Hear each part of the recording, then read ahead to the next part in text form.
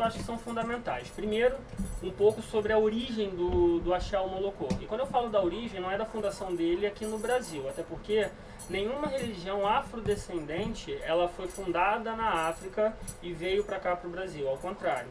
Todas elas nasceram aqui com as influências religiosas, estéticas e filosóficas vindas de uma diversidade de países africanos. Porque quando a gente fala de África também parece que é um país, né? Mas ao contrário, a África é um continente gigante, enorme, e aí vieram de vários países africanos, de várias regiões. Vou mostrar aqui um mapa para vocês entenderem de onde surgiram as tribos que deu origem ao Molocô, até efetivamente a sua formação aqui no Rio de Janeiro. Vou falar sobre esses traços culturais.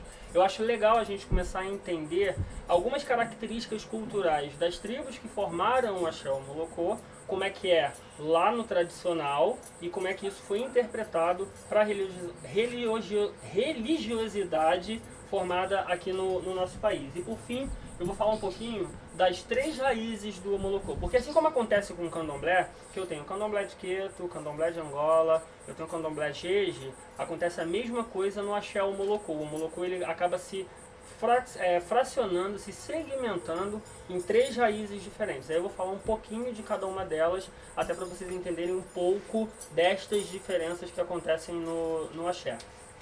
Pode passar. O Molocô, eu não sei se alguém aqui já ouviu falar, salvo a Irajus, alguém já ouviu falar do Axé ao Molocô? Porventura alguém já conversou com vocês sobre o que é o Axé ao Molocô? Então, o Molocô ele é uma palavra, ele é composta de 2 outras, Omo mais Locô, ou louco. Omo em Yorubá, o Molocô inclusive é uma palavra em Yorubá, tá? Omo em Yorubá significa filho, e Locô a gente faz a alusão ou à divindade Iroko, que na realidade vem lá das terras de Daomé, é um Vodum, que ele foi incorporado na cultura e na tradição iorubá. Então o Locô ele pode ser tido como uma alusão a essa divindade, ou então a própria tribo dos Locôs, que eu vou falar para vocês um pouquinho mais à frente. Então o Molocô é a junção dessas 2 palavras, filhos da Gameleira Branca, que Iroko é, digamos, o orixá que reside na Gameleira Branca. Então, num senso comum, o Molocô quer nada mais, nada menos, dizer isso. Nós somos os filhos da Gameleira Branca. Nós temos uma relação profunda com culto às árvores. Para vocês terem uma ideia, nós, Molocôs, iniciados para orixá, a gente não pode a ermo sair cortando inclusive uma árvore. Eu tenho todo um ritual, eu faço até inclusive consulta ao jogo de búzios para saber se eu posso cortar daquela árvore e quais são as interdições que eu preciso seguir para efetivamente cortar aquela árvore. Por quê? Porque nós acreditamos que no interior de qualquer uma delas existe um espírito. E a partir do momento que eu sacrifico, que eu corto uma árvore, literalmente eu estou sacrificando o espírito dessa árvore. E nós, homolocosses, como nos intitulamos, nós cultuamos aos espíritos de todas as árvores de uma maneira em geral. Óbvio que existem árvores que são sagradas, eu tenho pé de acocô, eu tenho pé de dendê, tem uma série de árvores que para nós elas são sagradas, mas de maneira geral, toda e qualquer árvore para nós homolocosses, elas são sagradas. Inclusive ela tem uma simbologia muito bacana. Tirando alguns trechos de alguns livros, a árvore a gente faz uma alusão de que ela faz uma comunicação com o cosmos em 3 níveis. As raízes, elas fazem a conexão com os ancestrais, com a ancestralidade. A parte do tronco, ela tem uma representação com nós enquanto descendentes destes ancestrais. E a copa da árvore, ela faz uma conexão direta com os seres espirituais que são chamados de Araurum. Então, existe toda uma simbologia por detrás da árvore e a gente respeita muito isso. Então, pra gente, cortar uma árvore, sacrificar uma árvore é algo que é quase que proibido. Pra gente, óbvio que existem situações que a gente precisa tirar uma árvore porque está caindo em cima de uma casa ou está colocando a vida de uma pessoa em risco, mas em qualquer situação a gente precisa tomar algumas precauções. O Molocô, ela pode ser contada de diversas formas. Como eu falei para vocês, o Molocô ele não existe lá na África, em nenhum país africano. Mas existe um rio lá na África, que a nascente desse rio é em Serra Leoa, bem ao norte da África. A nascente desse rio é lá e ele vem descendo ao sul da África e ele passa ali por Lokoja, que é uma cidade da Nigéria. Então, segundo os estudos que eu fiz, a tribo a qual eu vou falar para vocês agora, a origem dela é em Serra Leoa, mas eles fizeram um processo migratório chegando até Luanda, lá em Angola, que é um país já mais pro digamos ali, sudeste e sul da África. Então, lá em Serra Leoa, existe uma etnia que ela é chamada de Balanta, os Balantas. As pesquisas mais remotas que eu consegui chegar me remeteu a essa etnia. É uma etnia poderosa pra caramba. Ela tinha seis outros subgrupos, e um desses subgrupos eles eram chamados de Manês ou Mandês. Tá? E dentro desse subgrupo existiam uma série de tribos, e uma dessas tribos ela se chamava a tribo dos Locôs. E é justamente dessa tribo que os traços culturais e religiosos que serviram como, eu chamaria, de inspiração para a formação do Molocô, elas vieram junto com esses escravos que foram aportados no Rio de Janeiro. Então, historicamente falando, eu consigo identificar uma etnia chamada Balanta, um grupo menor chamado Manês, e por fim eu chego lá na tribo que deu origem ao Molocô, que é a tribo dos Locôs. Passa. Os Balantas é uma palavra que significa aqueles que resistem. É uma característica bacana dessa etnia e dos povos destas etnias é que eles não ficavam no local por muito tempo. Variava muito a migração deles de acordo ou com situações políticas e de guerra, ou então por questões de clima. Então, por exemplo, se numa região da África o ambiente estava muito árido, o que eles faziam? Eles migravam para uma região em que fosse mais fácil eles cuidarem da agricultura. Inclusive, os Balantas têm uma ligação grande pra caramba com as coisas da terra, do solo. Tanto que lá na frente eu vou mostrar para vocês como é que é a estrutura do meu Ilê-axé. É literalmente dentro da mata. O meu Ilê-axé, ele não tem parede. A gente toca para o orixá debaixo de uma árvore, para vocês terem uma ideia. Nem o chão é encimentado. A gente preferiu preservar o culto ao orixá com o maior contato com a natureza possível, porque assim era a tradição dessa etnia, desse povo, dessa tribo ao qual a gente trouxe as inspirações para poder formar o axé ou molocô. Os Manês, eles eram invasores e ali a costa ocidental da África inteira praticamente sofreu algum tipo de invasão desse povo, desse grande grupo étnico. Então eles se espalharam ali pelo litoral inteiro da África praticamente. Falando de tribo e de etnia, é muito difícil você conseguir falar de todas elas que existem lá na África. A gente está falando para mais sei lá, 500 etnias diferentes. A quantidade de línguas que se falam na África, elas são absurdas. Só que com o processo de miscigenação, tudo ficou muito concentrado ali no que a gente chama, no conglomerado de Yorubá, ou a Yorubalândia, que é onde surgiram também a tradição de Queto. Surgiu não, de onde veio, digamos, a influência para a formação da nação de Queto, de Angola mais abaixo do país de Angola, e os reis também, que veio de Daomei ou Daomé, como costumam falar. Então todas as tradições afrodescendentes, de alguma maneira, buscam na África, no culto tradicional, ou no povo original, as influências para a formação do seu culto aqui no país. Os Locôs, eles estavam divididos em tribos menores. E aí eles desciam ao longo de vários rios. O Mitombo, o Benue e principalmente o rio Níger. Principalmente o Níger. O Níger, ele passa ali na parte próxima a Oió, e onde se tem todas as histórias, os itãs, as lendas que são contadas, são dentro dessa região. E por incrível que pareça, em Lokoja, tinha também influência e formação dessa tribo, dos Locôs, que deram origem ao axé ou molocô.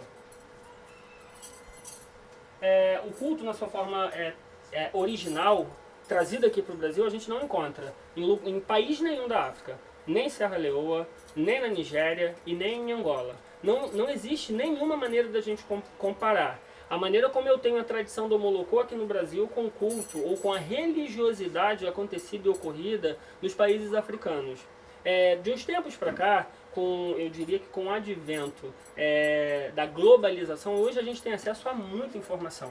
Então, coisas que antes os nossos mais velhos, os nossos pais de santo, as nossas mães de santos, informações que eles não tinham acesso, hoje em dia a gente tem muito mais facilidade de conseguir.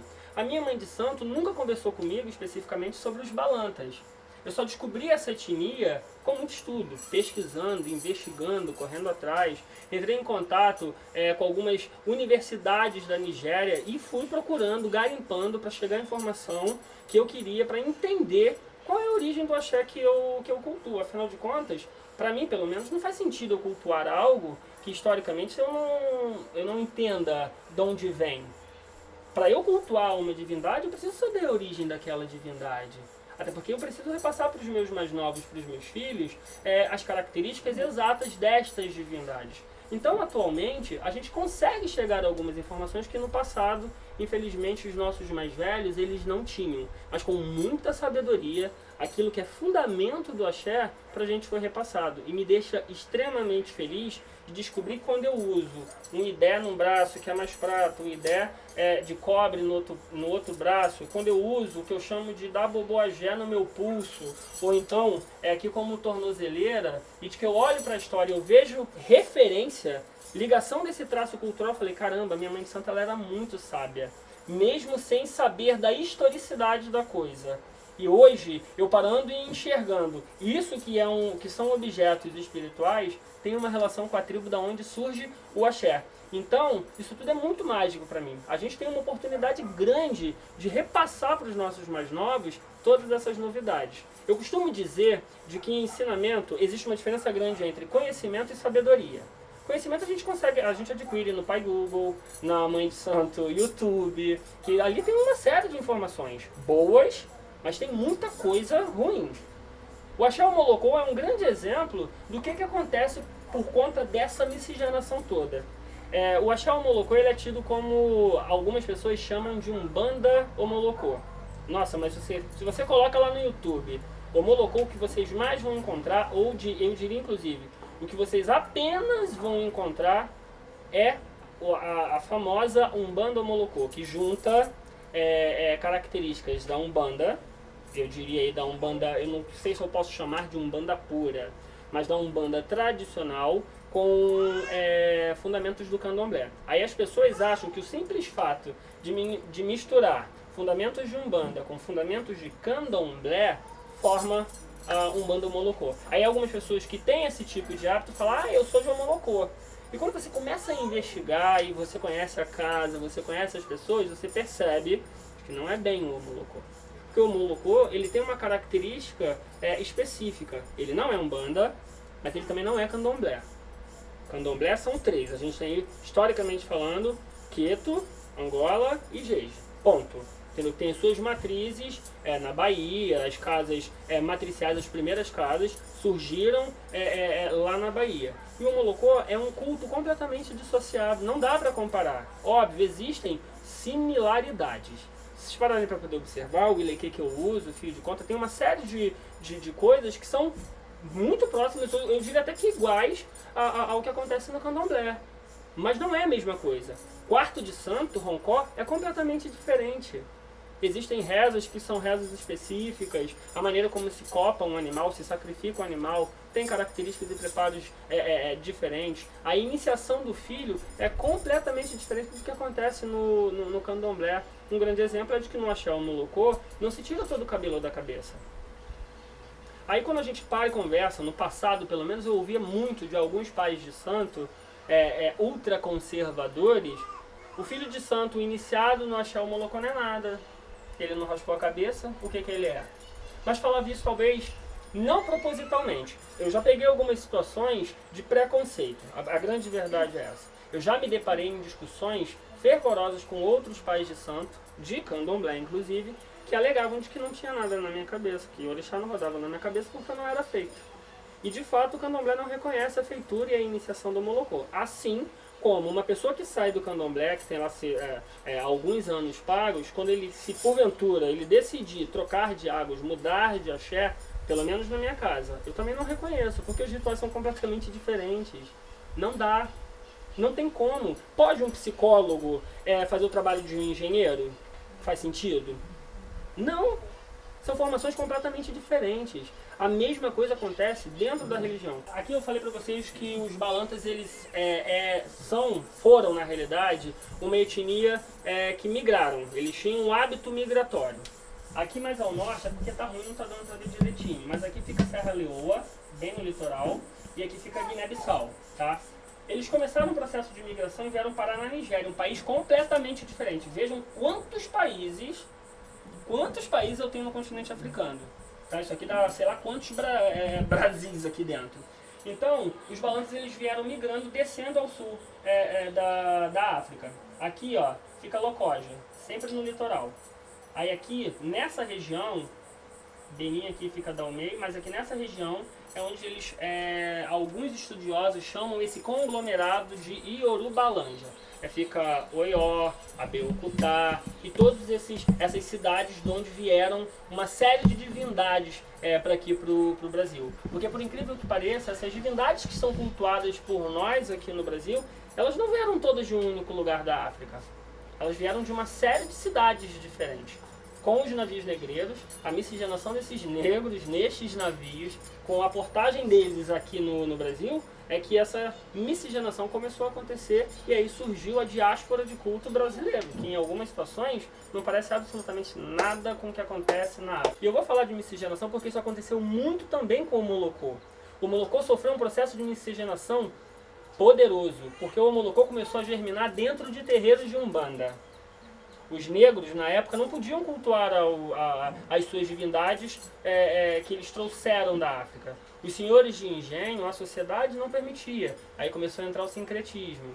Eu acho que vocês conhecem as histórias. Os negros pegavam os otais e colocavam dentro das imagens e aí cultuavam a Inhansã, mas na imagem de Santa Bárbara, fazendo uma correlação. E assim eles fizeram por muito tempo. O processo de miscigenação, ele faz parte da formação do candomblé. E ele também faz parte da formação do Omolocô. Eu vou mostrar para vocês como é que se dá esse processo também um pouco mais para frente. Mas eu acho que aqui fica bacana para poder ilustrar de como é que houve um processo migratório grande. E, veja bem, isso aqui não aconteceu do noite pro dia. A tribo não pegou a sua sacolinha e em um mês saiu de Serra Leoa para poder chegar em Luanda, lá em Angola. Isso foi um processo de centenas de anos.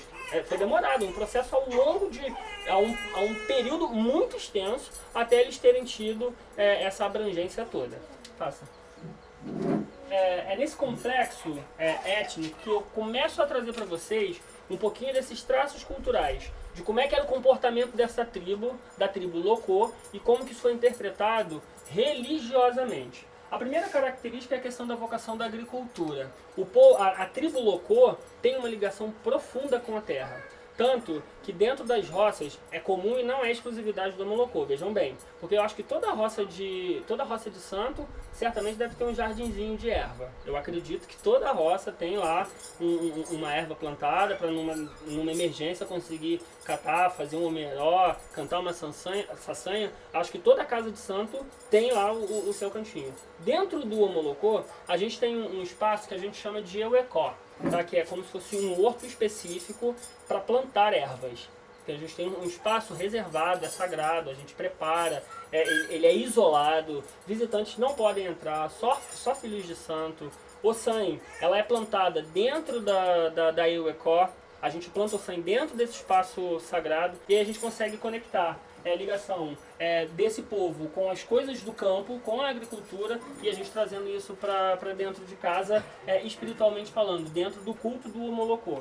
Uma outra segunda característica, acho que eu acabei de falar, é a questão do cabelo. Diferente de outras tribos africanas, a tribo Locô não tinha o hábito de tirar todo o cabelo da cabeça. Eu não estou falando espiritualmente falando, tá? Eu estou falando historicamente.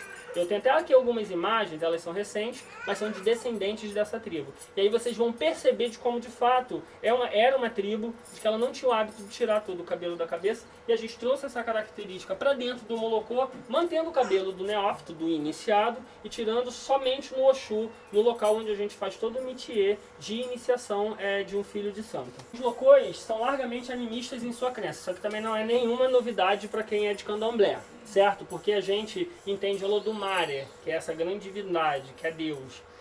muito distantes, e como é que a gente consegue recuperar e se aproximar destas divindades através de sacrifício de animais e de formação do que a gente chama de ojubó ou de assentamento de orixá. A gente materializa um pouco dessa divindade nesses fetiches encantados para poder aproximá-los e atraí-los à nossa existência. Aqui pro Aie, uma parada bem bacana de que eu consegui descobrir é de que esses fiéis, para alcançarem esses espíritos, essas evocações, elas também eram feitas debaixo da árvore.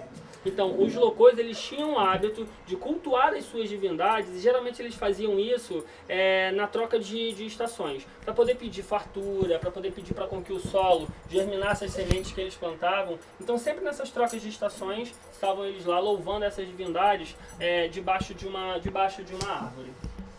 Eles tinham por costume usar flechas envenenadas, uma diversidade enorme de facas e de armamento bélico contra outras tribos. Essa também é uma característica que dentro da espiritualidade veio para o Omolocô. Os atos sacrificiais, os sacrifícios de animais dentro do Omolocô, ele é segmentado, na realidade, cada objeto sacrificial é caracterizado pela espécie do animal. O que eu estou querendo dizer com isso? Para eu sacrificar um cabrito, eu tenho um obé, uma faca específica para o sacrifício de um cabrito. Para eu sacrificar um frango, eu tenho um outro tipo de faca. Ou seja, a gente tem um tipo de armamento sacrificial diferenciado por animal. E aí a gente consegue meio que vincular isso de acordo com os hábitos e costumes dessa tribo também. Eles tinham, no armamento bélico deles, eles tinham uma diversidade, digamos, de facas e espadas diferentes. A gente trouxe isso também. Na realidade, a gente consegue identificar e fazer uma correlação disso com o nosso axé. Vou passar. Esse é o único grupo étnico, eu li num determinado trecho que eles chamam de que era uma tribo acéfala. Mas acéfala não de não ter cérebro, mas de não ter, digamos, um rei. As decisões que eram tomadas por essa tribo geralmente eram em conjunto com alguns sacerdotes. Existia sim uma referência majoritária, ou era uma matriarca ou um patriarca, mas sempre que eles iam tomar uma decisão, nós vamos migrar dessa região para aquela. Eles convocavam esses sacerdotes, as pessoas mais antigas, e numa reunião, em conjunto, eles decidiam. Eu tenho essa prática dentro do Omolocô também. Apesar do seu Babalorixá, que é a personalidade majoritária da Roça de Santo, que no final das contas a última palavra sempre é do Babalorixá ou da Ialorixá. Mas quando eu tenho alguma questão relacionada com o axé, eu sempre convoco os meus mais velhos para poder debater, discutir e tomar as melhores e mais acertadas decisões para a EBE, para a família de santo. Então, ainda que nós tenhamos uma estrutura hierárquica, eu gosto de ouvir democraticamente alguns mais velhos. É claro que eu não posso também levar todos os assuntos para todo mundo da família, para todo mundo da EBE, não faz sentido. Mas eu trago para mim os mais velhos, ouço eles, às vezes eu acato a opinião deles, em outras situações eu descarto. Mas eu nunca tomo uma decisão sem antes consultá-los. Óbvio de que eu também tenho sempre a consulta diretamente dos orixás a partir do jogo de búzios, porque qualquer decisão que você tome, você precisa ter o aval das divindades. E a única maneira que você consegue fazê-lo é através do jogo de búzios, ou em algumas situações, através do jogo de Obi também. Então essa é mais uma característica que a gente também consegue buscar semelhança com essa tribo. Uma tribo em que as decisões eram tomadas em conjunto. Dentro do axé é a mesma situação. As decisões elas acabam sendo tomadas também em conjunto. Uma outra característica é de que eles traziam nos braços e nas pernas, eu também tenho imagens para mostrar para vocês, para exemplificar, manilhos de prata e de ouro. Claro que isso aqui não é nem prata e nem ouro, mas de qualquer forma, habitualmente, vocês sempre vão perceber os homens e mulheres utilizando idéis prateados no braço e dourados no outro, mas como ornamento. Não tem aí uma simbologia mística com relação à utilização desses objetos. Na realidade aqui é uma questão mesmo de ornamento. E a gente consegue identificar de que eles também tinham habitualmente a estética de utilizar isso como ornamento. Eles adoravam assentamentos de deuses e ídolos de madeira. Os ibais de santo da gente, no geral, são de louça, salvo algumas divindades. Xangô, Ogum, Mas no geral, principalmente as iabás são aquelas louças todas bonitas e etc e tal. Para nós homolocosses, é uma característica que todos os ibás de santo eles são feitos de barro, todos eles, inclusive os de Oxalá. A diferença é de que eles são pintados à mão e geralmente é o babalorixá que pinta. Por exemplo, eu vou fazer a iniciação de uma filha de Oxum. Eu compro o ibá no barro cru, levo para dentro da roça de santo e manualmente eu pinto o ibá com as cores daquela divindade. Aí faço todo o processo de sacralização do ibá para poder montá-lo ao orixá. E além disso, além do ibá ele ser de barro, a gente coloca ídolos que fazem alusão àquela divindade. Eu não sei se é costume da casa de vocês, eu estou lidando aqui com pessoas que eu não sei se são abiãs, já são iniciadas, enfim. Mas no geral, vendendo mesmo, vocês percebem de que em alguns ibás eles colocam ferramentas, né, de ferro fazendo alusão às divindades. Ogum, por exemplo, quando você vai sentar Ogum, você compra lá uma ferramenta com espadas, com ferradura e uma série de outros objetos que fazem alusão a essa divindade. No nosso caso, ao invés de a gente usar a ferramenta para fazer alusão à divindade, são ídolos em geral de madeira, que eles ficam em cima do ibá do orixá. E aí é mais uma característica que a gente consegue trazer a alusão de como é que se fazia na tribo Locô, que é onde eles cultuavam esses ídolos de madeira. Tem a situação também do Idaboboagé. O nome o nome iorubá é Idaboboagé e o Idodoagé. Nada mais nada menos é do que a tornozeleira, ou a gente pode colocar no pulso ou no tornozelo, como eu mostrei para vocês. E tem também a situação da umbigueira. A tribo Locô tinha um hábito muito interessante. Quando eles detectavam uma outra tribo que eles iriam invadir, o que eles faziam? Eles mandavam um mensageiro nessa outra tribo e dependendo da quantidade de dias que eles determinassem que eles iriam fazer essa invasão, eles entregavam ao líder daquela tribo uma quantidade de palhas, fazendo referência à quantidade de dias a qual eles iriam fazer aquela invasão. Vamos supor, se eles fossem invadir uma determinada tribo em 7 dias, esse mensageiro levava 7 fios de palha para esse chefe de tribo e ele já sabia, cara, daqui a 7 dias os locais vão me invadir. O que a gente percebe de característica parecida nesse sentido? Quando eu vou invadir uma tribo, a gente fazendo uma analogia, eu preciso me preparar contra o inimigo. Eu estou avisando ao inimigo que eu estou indo guerrear. Por um lado, eu vou me preparar para a guerra e pelo outro, o inimigo, de certa forma também. Eu mando uma mensagem de que a gente vai entrar, que a gente está pronto, digamos, para a guerra. O objeto sagrado utilizado no candomblé para proteção contra os maus fluidos é o contregum, correto? Que é aquele que a gente que no candomblé se coloca no braço. No nosso caso, o Idaboboagé, o Idodoagé, que é a umbigueira e a tornozeleira, tem o mesmo sentido. Nós homolocosses, eu não estou dizendo que todas as casas, e também não é uma questão de ser errado. Porém, comumente, nós não usamos o contregum no braço, e utilizamos ou no pulso, ou no tornozelo, ou então amarrado na cintura. Mas a função é a mesma. E aí a gente também consegue perceber essa característica dentro dessa tribo. No Rio de Janeiro, começaram a surgir os terreiros de macumba. Gente, mas isso é bem antes da Umbanda, tá? Porque a Umbanda foi anunciada, ela não foi, digamos... Quem é o umbandista que vai falar um pouco sobre... isso aqui. A Umbanda ela foi anunciada lá pelo caboclo das 7 encruzilhadas, mas o culto ele já vinha acontecendo bem antes. E aí a primeira manifestação de culto a falangeiros, por assim se dizer, foi a macumba. Na época, a macumba, ela cultuava especificamente a Preto Velho e a Caboclo, basicamente. Tá? Depois que houve a anunciação da Umbanda, aí se estabeleceram todas aquelas falanges e as coisas foram se aglomerando e se reorganizando. Mas a primeira manifestação do culto afrodescendente, mas com culto ameríndio, ou seja, juntando aí, incorporando na sua tradição características dos índios, associando aos negros mais os portugueses, já começou a borbulhar ali na macumba. Aí, só que dá um F. Só que a macumba ela foi muito efêmera, porque logo na sequência veio a Umbanda. E aí, foi aí que começou a grande confusão. Foi aí que começou a grande confusão da mistura dos cultos de Umbanda com o Omolocô. Porque o Omolocô começou a germinar literalmente dentro de terreiros de Umbanda, porque os negros eles não podiam cultuar as suas divindades porque a sociedade não permitia.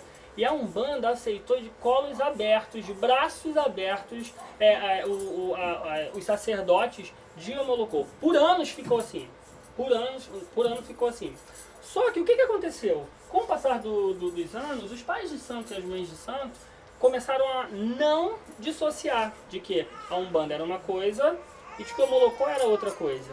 Tanto que nós, homolocôs, a gente aceita o culto de Umbanda com muita tranquilidade, sem nenhum tipo de preconceito.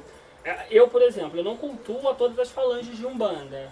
Basicamente eu cultuo a Exu de rua, que eu não gosto de chamar de Exu catiço, porque para mim soa como pejorativo. Eu prefiro chamá-lo, apelidei de Exu de rua, que são os nossos famosos Zés Pilintras, Marias Padilhas e etc. Cultua esses, cultua caboclo, boiadeiro e basicamente preto velho, sabe? Eu não pratico nenhum ritual de Umbanda como camarinha. Eu nem sei como é que se faz camarinha. Sei que existem uns rituais de cruzamento de guia. Não faço nada disso, mas rendo louvores a algumas divindades. Até porque a minha mãe de santo também rendia louvores a Umbanda. E não vai ser eu, ainda que seja de uma raiz Nagô Yorubá, que vou terminar com essa parceria que sempre funcionou muito bem historicamente. Qual o sentido que tem de agora eu pegar e falar, não, Umbanda eu não vou tocar porque... Gente, qual preconceito que tem com Umbanda? Não sei, eu acho tão lindo, é um culto tão bacana, quando bem feito, é sensacional. Gente, um abraço, o conselho de um preto velho é uma coisa maravilhosa, sabe? Você ficar horas ali conversando com o preto velho, eu acho bonito, aquele cheiro de cachimbo, isso é muito legal. Eu vou dissociar isso? Não. Vou ter vergonha de falar de que mesmo sendo babalorixá, cultuando a orixá, que eu dou cabeça para Exu de rua, eu? Vergonha? Nenhuma. Não tenho vergonha nenhuma e publico. Falo disso publicamente. Sabe o que mais uma vez eu esbarro? Falso moralismo. Porque eu vejo casa de gente de Queto que gosta do Yahaha. Tem um monte por aí, espalhado. Um monte, mais um monte. Mas aí, sabe, pra ser o puritano, não, que na minha casa eu sou descendente do Leopofonjá, do Engenho Velho, que eu não dou cabeça pra catiço. Mas no final das contas, quando você para pra poder dar uma vasculha, olha lá. Gosta assim, tá ali, ó. Gente, não tem necessidade disso. Desde que você tenha consciência de que alho é alho, cebola é cebola. Quando eu estou cultuando a esses falangeiros, eu tenho lá, em novembro eu faço festa de Exu, cara, eu estou agora no polo de Umbanda, não tem nada a ver, sabe, não tem nada a ver com o Omolocô.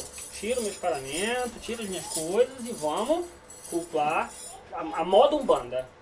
Quando eu vou pro polo de Omolocô, ó, Umbanda ficou agora de lado, e eu tô cultuando a orixá. Não tem essa de meio que misturar muitas coisas, porque realmente vira casa, enfim.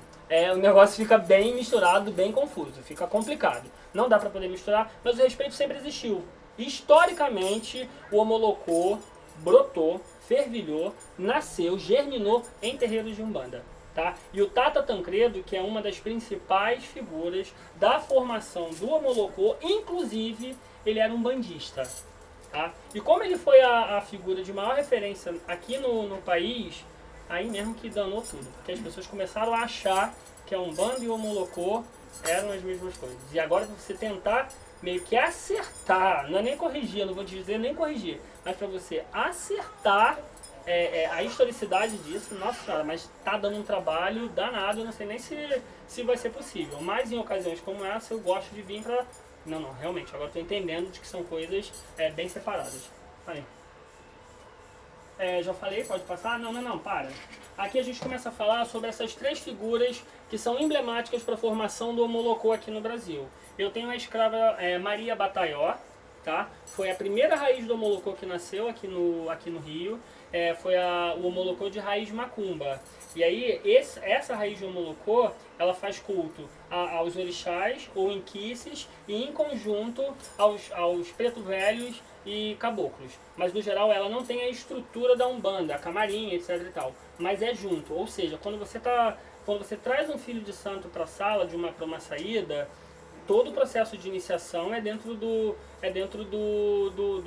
ritos de Omolocô. Mas a sala em si, a pessoa canta em Urubá, em algumas situações canta em Banto e aí, em algumas situações canta também em português. Entendeu? Ou seja, mistura esses povos de uma maneira organizada, inclusive. Quando eu falo da mistura, é que os ritos de iniciação não, eles são ali guiados de maneira muito separada. Mas a sala em si, a estrutura, você percebe uma maior mistura da tradição Nagô, Yorubá, Banto e a questão ameríndia também. Você percebe essa miscigenação com muito mais clareza para essa raiz. Foi a primeira raiz do Omolocô que surgiu. Logo depois dessa raiz, veio a raiz Banto.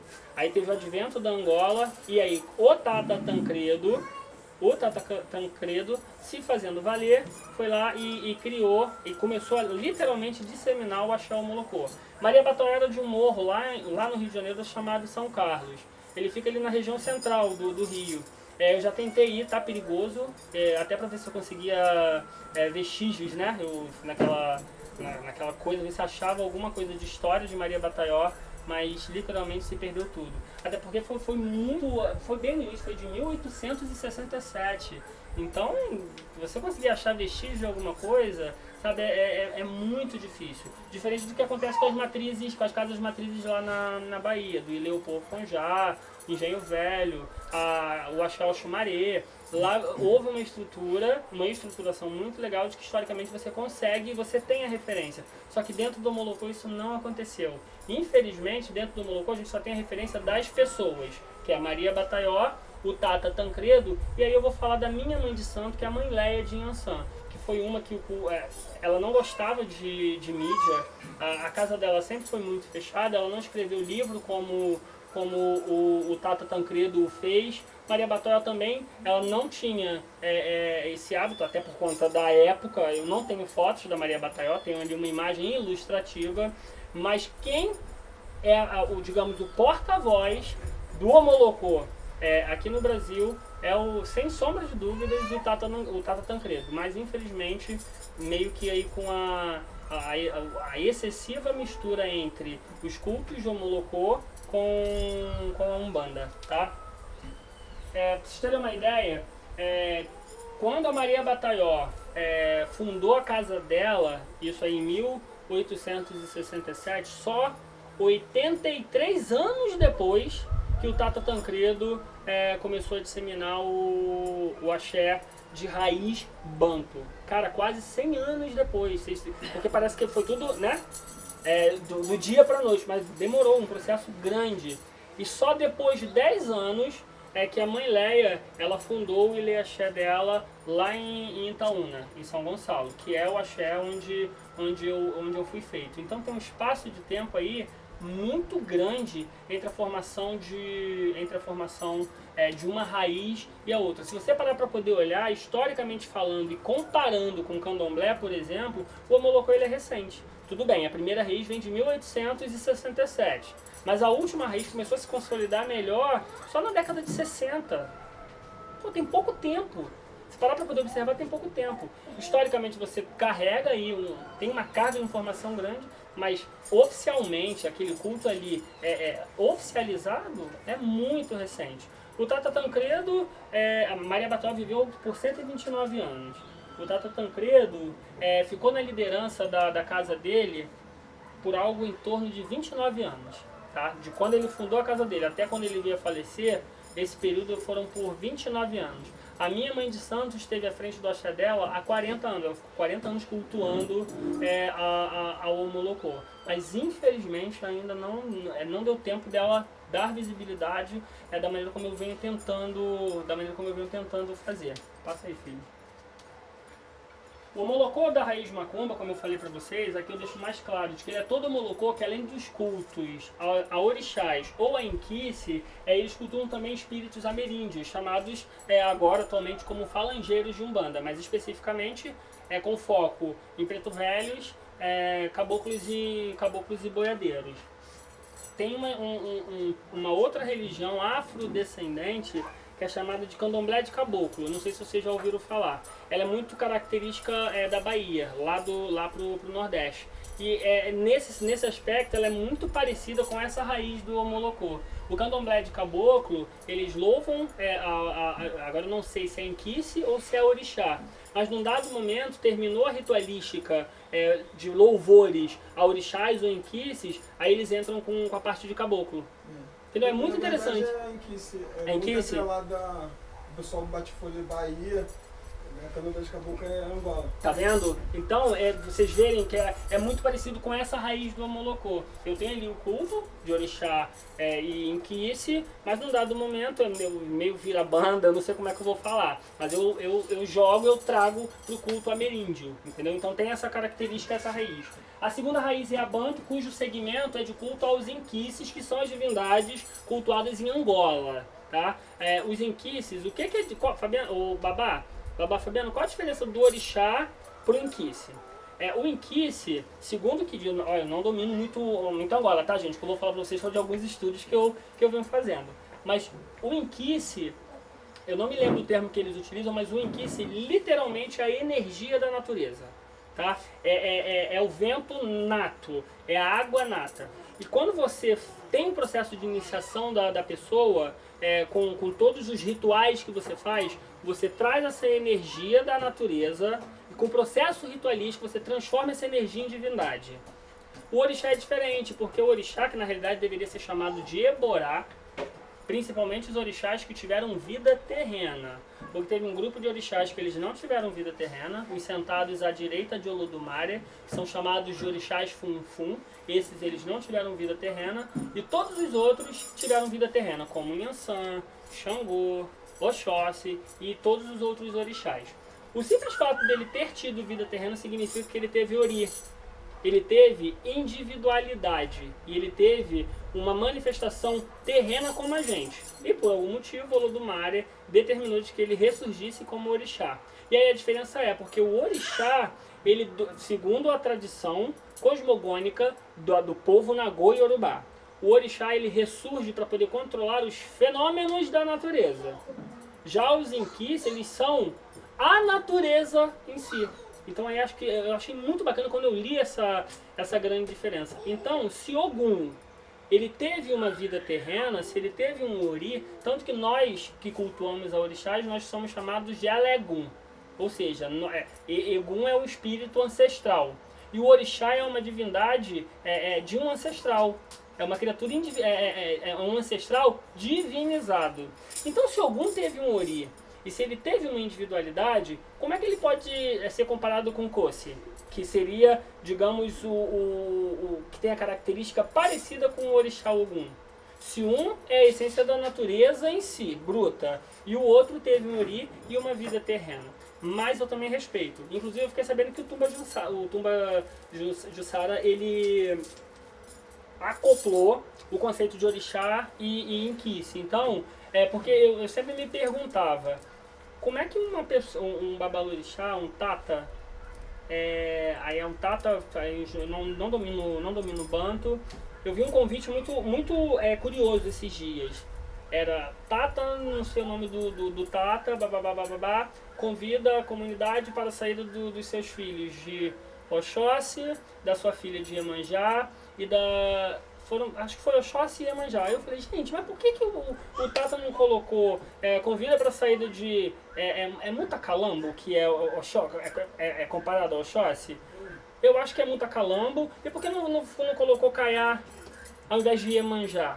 Entendeu? Mas nunca entrou muito na minha cabeça, apesar de respeitar. Porque a pessoa fala, eu sou de Angola, mas sou filho de Oxum. Ao invés de falar Dandalunda. Eu sou eu sou de Angola, mas eu sou de Ansan, ao invés de falar Matamba. Eu não entrava muito na minha cabeça. Mas aí eu descobri que a raiz Tumba Jussara, eu não me lembro o nome do tateto, que em algum momento, acho que foi na Bahia inclusive, ele se aproximou de uma mãe de santo ou de um pai de santo, não sei se de Queto, e aí ele acabou trazendo para dentro do culto um pouco dessa tradição. Mas eu não domino, eu não posso nem muito que argumentar. Não sou goleiro não, mas na verdade isso aconteceu foi no Rio. Lesseng, o pessoal da Bahia, né, que era matriarcal, quando começou a vir para o Rio, eles acabavam trocando informação. Tata Fomutinho, Kunagon Vodun, Lesseng.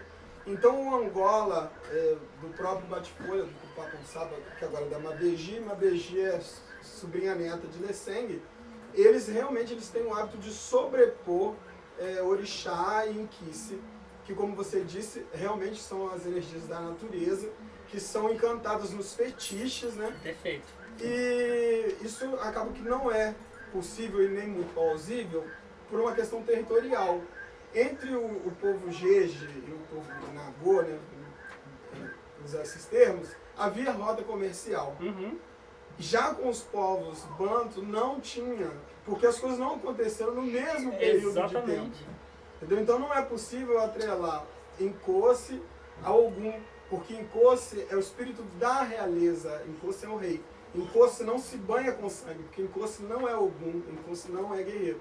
Só que da década de 20, 30, o Queto começou a ter uma expansão, né, na mídia, em geral, e aí começou a sobrepor. Casas de Angola que cultuam realmente o Angola, está aos poucos se esvaindo, até mesmo as casas Jeje. Você vê que dentro da própria ritualística está sobrepondo o Queto. Exatamente. Aí eles costumam dizer, não, meu roncó é Jeje, mas a sala toca Queto. Ai, toca Jeje, acho tão legal, apesar de não entender muito, toca Jeje. Mas, cara, é uma miscigenação que sempre aconteceu, não é uma novidade, mas eu acho que quando você consegue entender as diferenças é legal, porque você evita de misturar muito. Sabe? E um babalorixá de Omolocô, ele precisa ter isso muito em mente. Apesar de ter nascido dentro do terreiro de Umbanda, vamos separar as coisas porque não são a mesma coisa. Me entristece bastante quando eu converso com outros babalorixás ou ialorixás de Omolocô, de que eles consideram como se sendo tudo a mesma coisa. Eu balanço a cabeça, não fico contrariando, até porque em respeito ao outro, mas a gente precisa ter consciência de que são coisas verdadeiramente separadas. Vamos lá. Não, volta só um pouquinho. Aí só para poder fechar, a raiz Banto, o segmento do Omolocô que cultua especificamente aos inquices, e a raiz Nagô de culto aos orixás, que são deuses louvados tipicamente no candomblé de Queto, em especial. Eles também cultua, mas muito voltado ali para a parte do candomblé de Queto.